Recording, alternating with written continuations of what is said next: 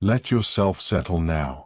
Let the weight of the day fall away from your shoulders, as leaves might drift from a branch and come to rest upon the forest floor. We are going to journey together to a place of ancient stillness, to the high mountain groves where the cedars have stood for centuries upon centuries, watching over the land with patient, enduring presence. Close your eyes, if you wish. Breathe slowly, and let the world grow quiet around you. Imagine yourself standing at the edge of a grove. The air is thin here, cool and clean, for you are high upon the slopes of the Lebanon mountains, somewhere between 1,700 and 2,000 meters above the sea. Below you, the Mediterranean stretches out like hammered bronze in the distance, but here, among the cedars, all is shadow and stillness. The trees rise around you like pillars in some vast, open cathedral. Their trunks are immense, some reaching 2.5 meters across, their bark furrowed and gray, textured like the weathered stone of ancient walls. They have grown slowly here, these cedars, adding ring upon ring through the turning of countless seasons. Some of them were saplings when empires rose and fell in the valleys below. Some of them remember the footsteps of kings and the songs of prophets. The branches spread outward in great horizontal shelves, layered one above the other, creating a canopy that filters the sunlight into soft, diffuse gold. The needles are short and clustered in little tufts, arranged in spirals along the long shoots and gathered in bundles of 15 to 35 on the shorter spur branches. Each needle measures perhaps 5 to 35 millimeters in length, no wider than a sliver of thread, and they give the foliage a soft, feathery quality, like the brushstrokes in some old master's painting of a forest. Stand here for a moment. Let the silence settle over you. Notice how the wind moves through the upper branches with a sound like distant breathing, like the slow exhalation of something vast and patient. This is the sound the cedars have made for thousands of years. This is the sound that ancient travelers heard when they first climbed these slopes, seeking timber for their temples and their ships. The cedar belongs to a small and distinguished family. Its name in the language of science is *Cedrus libani*, and it is a member of the Pinaceae, the great family of pines and firs and spruces that clothe the mountain slopes of the northern world. But the cedars are older than most of their cousins, and they carry themselves with a certain gravitas, a certain weight of history that sets them apart. The genus *Cedrus* contains only a handful of species, scattered across the mountains of the Mediterranean and the western Himalayas. But *Cedrus libani*, the cedar of Lebanon, is perhaps the most celebrated of all.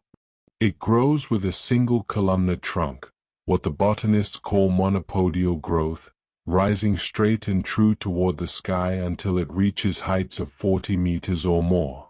40 meters. Imagine standing at the base of such a tree and looking upward. The crown would seem to brush the clouds. The trunk thickens with the passing years, sometimes exceeding 2.5 meters in diameter in the most venerable specimens. The bark grows rough and deeply fissured, cracked into irregular plates that flake away to reveal the reddish-brown wood beneath.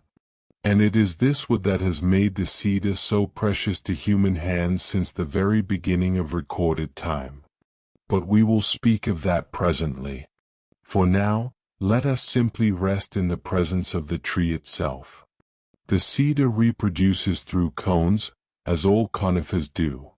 The male cones are slender and upright, releasing clouds of pale yellow pollen into the wind each autumn. The female cones take longer to mature, requiring 2 full years to complete their development. When they are ready, they become woody and ovoid, shaped like little barrels 8 to 12 centimeters long and 3 to 6 centimeters wide. They sit upright on the branches like small offerings, waiting for the wind to scatter their seeds across the mountain slopes. This is the patient arithmetic of the cedar's existence.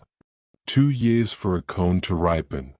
Centuries for a trunk to reach its full girth. Millennia for a grove to establish itself upon the stony soil. The cedar does not hurry. It has no need to hurry. It simply grows, and waits, and endures. Let us consider now the ground beneath our feet. The soil here is stony and well-drained, a mixture of sand and loam that allows the winter rains to percolate downward rather than pooling around the roots. The cedars do not tolerate wet feet. They prefer the lean, hungry soils of the mountainside, where the bedrock lies close to the surface and the nutrients must be sought out by probing roots. The acidity of this soil falls within a range of 6.5 to 8.5 on the pH scale, which is to say it runs from slightly acidic to slightly basic, depending on the underlying rock. The cedars are tolerant of this variation. They have learned to make do with what the mountain offers. And what the mountain offers, above all, is rain. Between 250 and 1,000 millimeters of precipitation falls upon these slopes each year, much of it during the cool winter months. The snow lies heavy on the branches, bowing them downward under its weight, and then melts slowly as spring advances, feeding the roots with a steady trickle of moisture that sustains the trees through the dry summers. For the summers are dry here, make no mistake. The Mediterranean climate is marked by long months of heat and drought, when the sun beats down upon the rocky slopes and the grasses turn golden and brittle. But the cedars have adapted to this rhythm.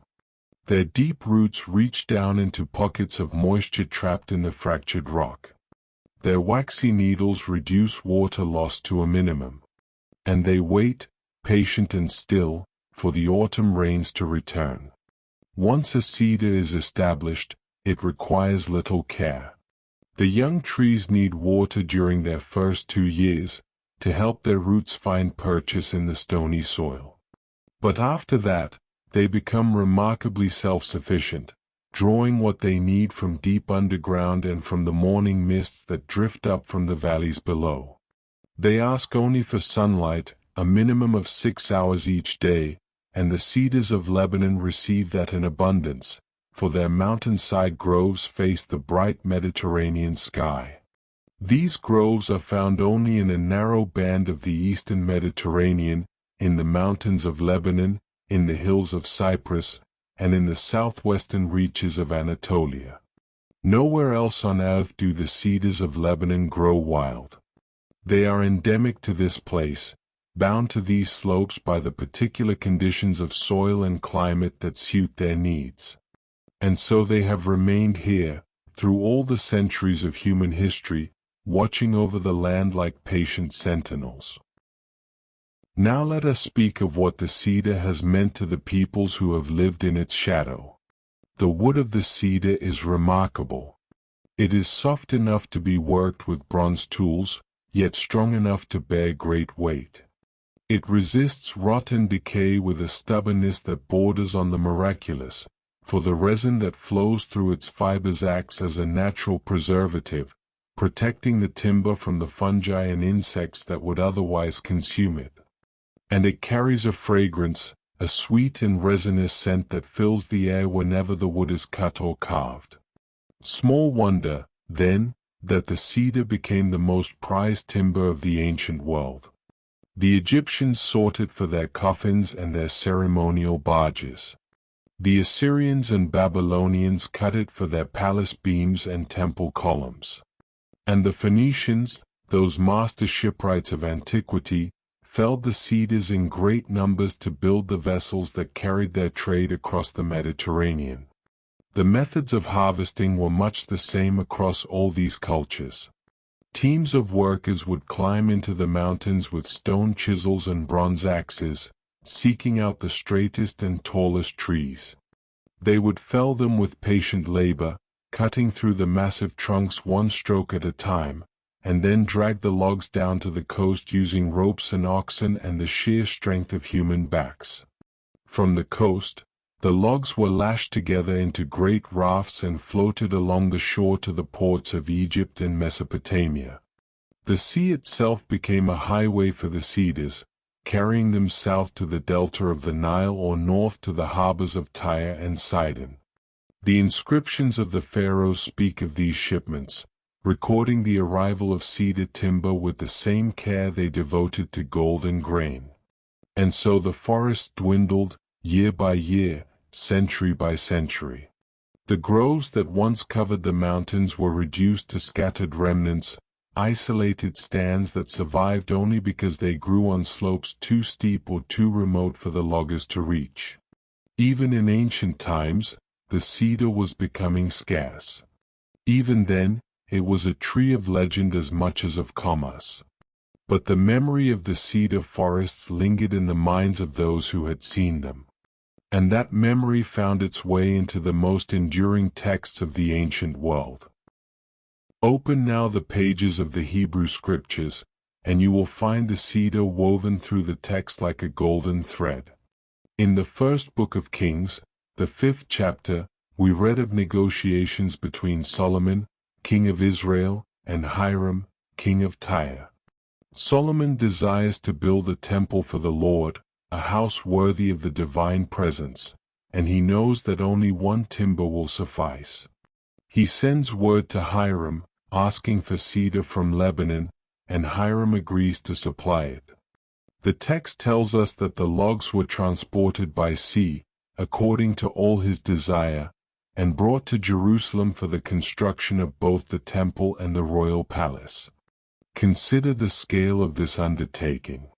The temple alone required beams and pillars of immense size, and the palace was larger still. The forests of Lebanon were stripped to provide this timber, their ancient trees transformed into the framework of sacred architecture.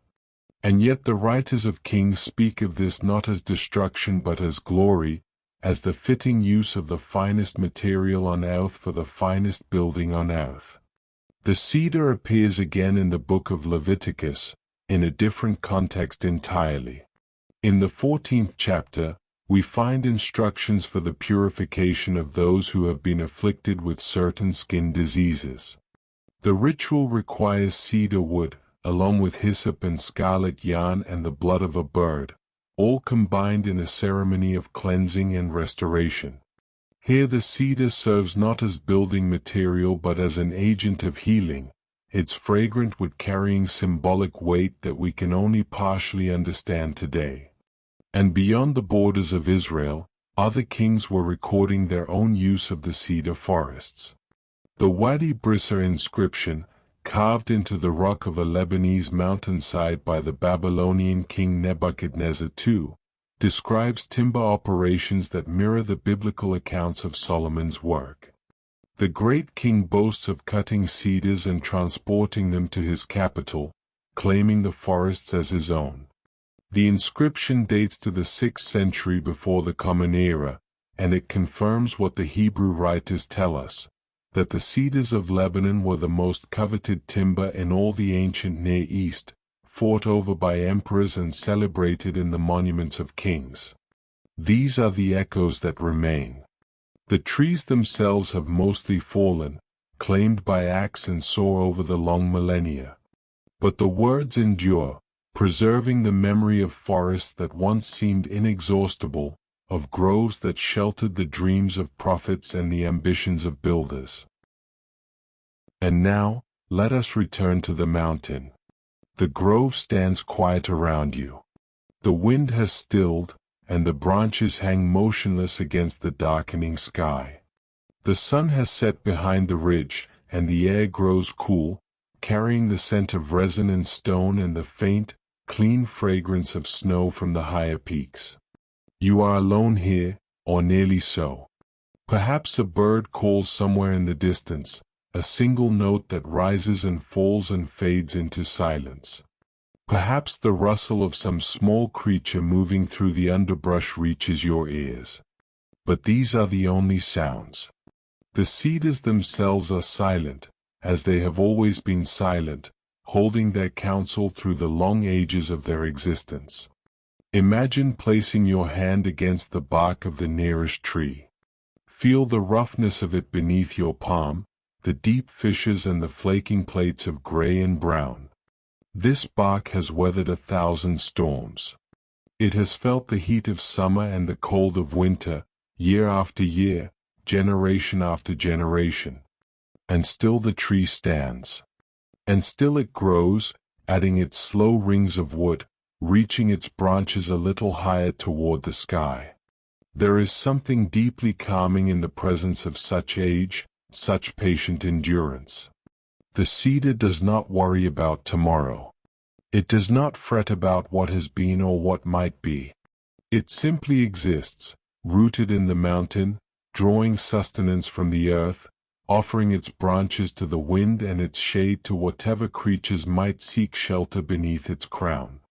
Let that stillness enter you now. Let it fill the spaces where your thoughts have been racing, where your concerns have been circling like restless birds. You do not need to solve anything tonight. You do not need to plan or decide or remember. You need only rest, as the cedar rests, in the quiet certainty of being. The stars are beginning to appear overhead, faint at first, then brighter as the darkness deepens. They are the same stars that shone over these mountains when Solomon's workmen climbed these slopes with their bronze axes. They are the same stars that guided the Phoenician ships carrying cedar logs along the coast. They are the same stars that will shine here long after you and I have returned to the earth. Close your eyes now, if they are not already closed. Let your breathing slow. Let your body grow heavy and warm, sinking into whatever surface supports you. The cedars will keep watch through the night, as they have always done. The mountain will hold its silence. And you will rest, safe and still, beneath the ancient branches that have sheltered so many dreamers before you. Sleep now. Sleep, and be at peace.